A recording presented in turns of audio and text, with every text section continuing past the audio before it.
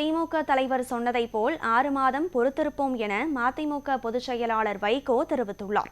சென்னை எழும்பூரில் செய்தியாளர்களை சந்தித்த அவர், விஜய் குதிரை பேரத்தில் ஈடுபடவில்லை என்று தெரிவித்தார்.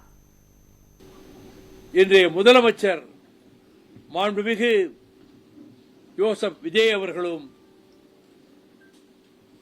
இதுவரை முதலமைச்சராக இருந்த சகோதரர் தளபதி ஸ்டாலின் அவர்கள் இல்லத்திற்கும் சென்று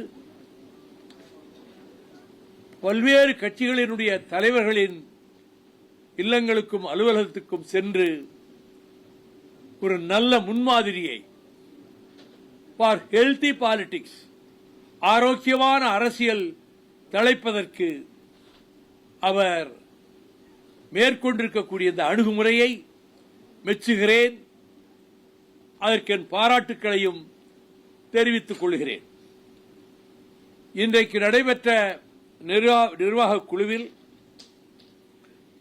நாங்கள் நிறைவேற்றியிருக்கிற தீர்மானங்களில் முதல் தீர்மானமே மதச்சார்பின்மை, சமூக நீதி, ஜனநாயகம், கூட்டாட்சி கொள்கை, போதை கலாச்சார ஒழிப்பு, பெண்கள் பாதுகாப்பு இவற்றை பாதுகாத்து இந்த நெறிகளிலே இருந்து இம்மி அளவும் விசகாமல் தமிழக அரசு மாண்புமிகு ஜோசப் விஜய் அவர்கள் ஆட்சியை நடத்திட வேண்டும் என்ற வேண்டுகோளையும் நாங்கள் முன்வைக்கிறோம்.